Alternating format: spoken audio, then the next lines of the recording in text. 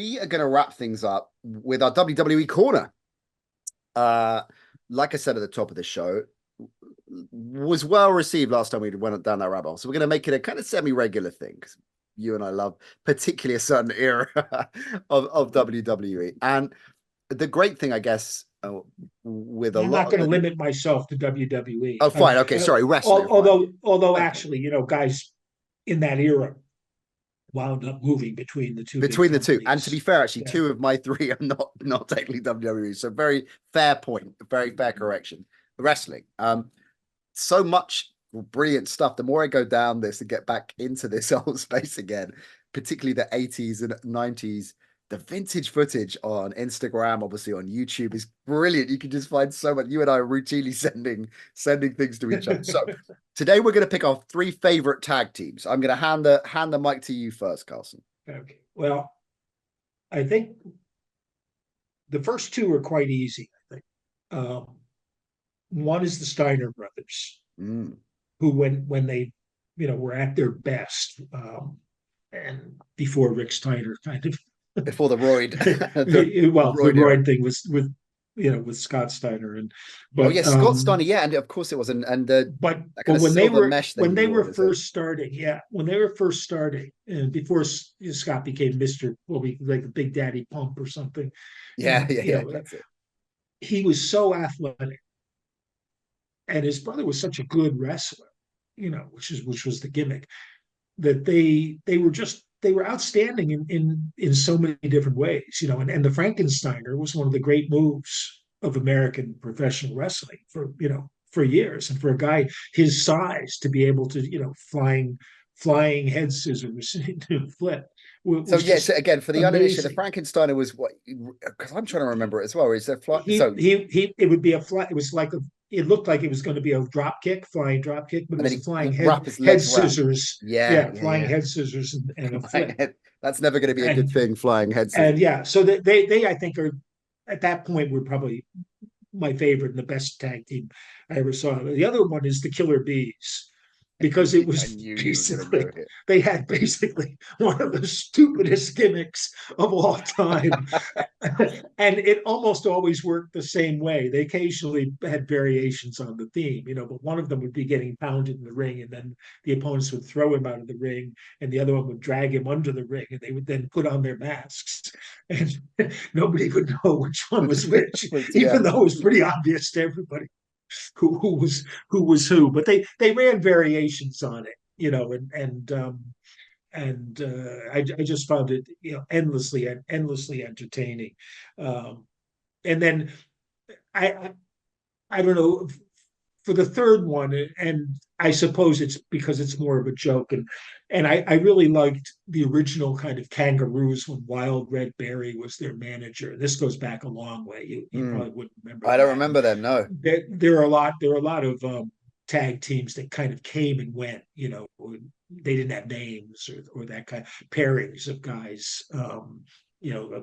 Edward Carpentier and Argentina Apollo. So you had two guys wrestling barefoot. They were both, but I think my favorite comes from ECW, the Full Blooded Italians, who had JT Smith, who was a black Oh, was one of the Full Blooded so Italians. ECW was 90s, right? So it's Paul Heyman. Yeah. 90s. Paul, yeah, Paul. It was Paul Heyman's. He was in charge of the Yeah. project. Did WWE own it, or did they buy it, or No, they bought it they bought eventually. it eventually? They Okay. bought the rights to it, I think, after Yeah. Okay. it finally went bust. But Hmm.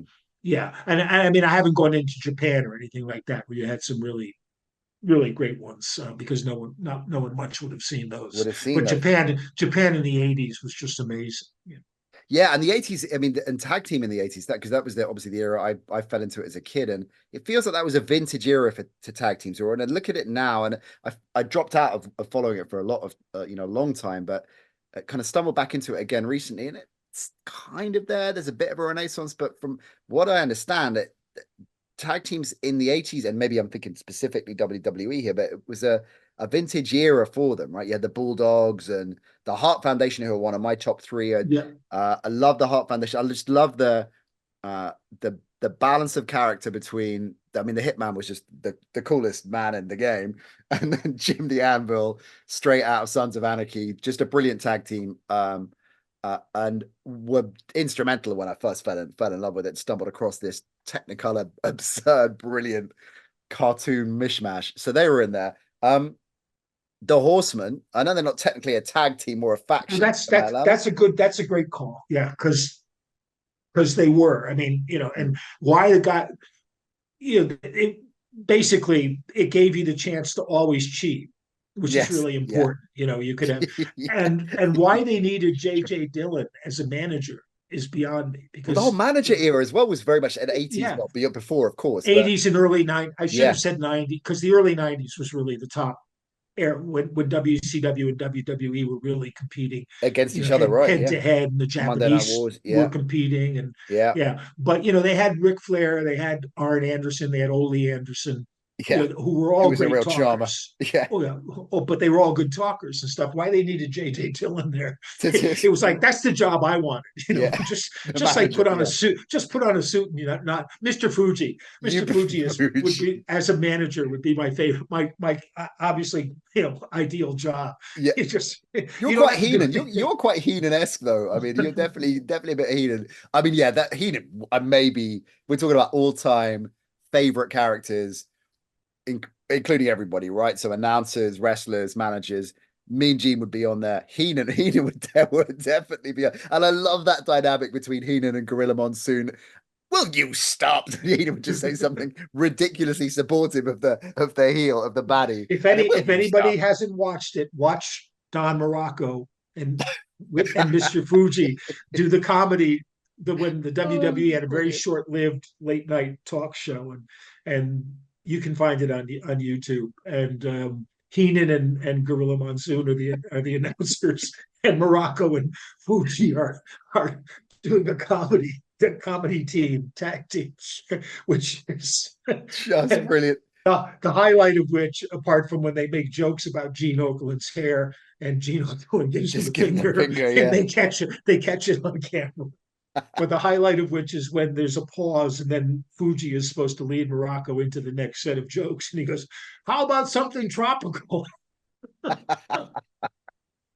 It's great. I love that whole and I didn't get much of it at the time, but occasionally get snippets of it because as a kid, with that late 80s WWE, all the programming you're talking about around it, right? That you know, studio shows, chat shows, new fake news centers. It's just All that stuff with ridiculous. Lou Albano Lou and Albano, yeah, Cindy Lauper and all of that stuff. And Wendy Richter.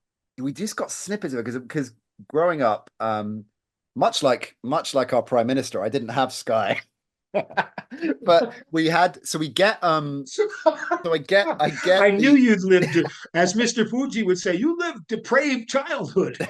I mean, I did, but you look at me being really tropical with that line. The but so we got so I get my fix. So this is why I love WCW so much, right? Because there were three elements to this. So occasionally, and a lot of the gang of my era and age might remember this, that on Saturday mornings you'd have wrestling on ITV, and most of the time it was British, but every now and then they'd show an American, there'd be an American special. This would be like some 88, 89. I met brilliant. Like you'd have one every 12 weeks, you get that. Then I would get videotapes, so either buy them or mates at school that once they'd lent the tapes to Rishi that had Sky would lend I'd grab those tapes, that whole kind of tape culture. But then thirdly, and this is where WCW came in, and Carson, you and I've told you this before, but getting a little bit older when we were teenagers in school, and maybe going out a little bit, discovering parties and getting home in the wee small hours. ITV would show WCW, but from about there was seemed to be like a 12-month 18-month lag. So somebody had obviously bought this inventory and was showing it at like 2 a.m. on Yeah. ITV. Which show are we supposed to show this week? And the guy would go through like this box of videotapes. It's basically This that. one looks That'll do. good. That looks great. And that is where I fell in love with my third, but number one of all time, the York Foundation. The York Foundation was I that was I knew you were kind of going to bring that up. the greatest, the greatest. Alexandra York. Alexandra York, the leader, the York Foundation's shtick was basically they were a corporate they had a corporate gimmick that She had a computer. she had a laptop. She had a laptop she would bring to the ring and work out the strategies for the wrestlers by the side of the ring. And the laptop, of course, being 1992, was about the size of this studio, and it was this brilliant imbalance of we're a serious corporate outfit, but with mullets, because Ricky Morton was one of the York Foundation at one point. They had mullets. Morton? Ricky Morton joined. Probably couldn't have used a computer. He didn't know how to do it. They had Mike Rotunda, of course. He was Mike Rotundo. I remembered him being there. Rotunda was. I think that they were the core. So him and then she was with Dustin Rhodes. That's right. She was married. I don't think he was. I don't think he was in that. No, it was Terry Taylor, Rotunda. Terry Taylor. Yeah. Okay. Ricky Morton. Terry Taylor was a good wrestler. Terry Taylor was. He became the Google Gobbler or something. They dressed him up as that awful, the gobbledygooker. Yeah. Oh, the gobbledygooker. Yeah, the greatest tag team that never, the greatest mistake kind of or missed opportunity was WCW. At one point had Steve Rogers and Brian Pillman, the Hollywood Blondes. They called Steve Austin. Steve Austin, sorry, Steve Rogers, yeah. Captain America. Steve Austin and Brian Pillman were called the Hollywood Blondes. Yeah. And they were really good. And they never made anything of it. It's like, they don't have any personalities or something like that. And Pillman was doing this whole great promo. He was doing this whole crazy man kind of thing. That's right. And then he went off on the wrestling business at one point. And Austin, obviously, when he got to somewhere where they realized he had a lot of talent, became a superstar. And they were a great tag team together. That's a great shout, because Austin, one of the all-time greats, and Pillman was one of the ones that got away. Or back to your point about situation, right? And with quarterbacks, you need the right. Yeah, remember he played in the NFL. Who, Pillman did? Yeah, for the Bengals. Yeah, shit, I didn't know that. On special teams, he was a nose guard, a nose tackle in college, but he was like 5'11", weighed about 220 pounds, and I think he played in Canada and then played for the Bengals on special teams for a year or two. Interesting. Which brings back, you mentioned me coming from parts unknown. And I've probably said this one before because it was one of my favorite moments ever in wrestling. But Van Vader came to the ring, and he was introduced as coming from parts unknown, big Van Vader, and Jim Ross, who as a straight announcer was quite football oriented. He did XFL when he used to do Oklahoma games and stuff, but he said, Van Vader was a college All-American football player. And Jerry Lawler, with no hesitation, said, "Where, at parts unknown state?"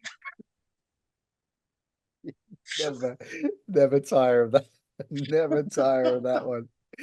From parts unknown. Wow. I just want to dive straight in. I'm going to go right after we get out of the studio. I'm going to go straight to YouTube and watch some York Foundation.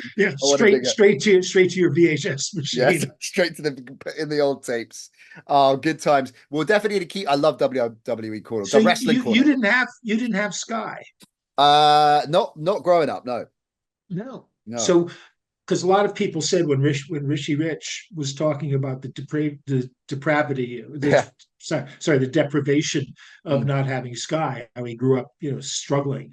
But then a lot of people immediately, in that time, lots of, shall we say, posh or poshest families, or families who wanted their children to study and not waste all their time in front of the TV, and that didn't have Sky in those days. It was kind of déclassé for a while. But also, not many people did, right? I mean, this idea that it was, like a sort of commonplace thing, it just wasn't that. So I don't know quite. I mean, I'm probably probably a couple of years older than him, right? So it's not as if that's scary. That's scary, isn't it? God, Dad. Yeah, hey, but he must look at you with envy. Oh, hey, Mike, I'm 34 years old. You know that. I've been 34 And years old for 10 you years. get to do a show with me, you know. Oh, hey, exactly. Hey, well, listen, give him a couple of weeks, he'll be on the market, mate. So we can we can wheel him in.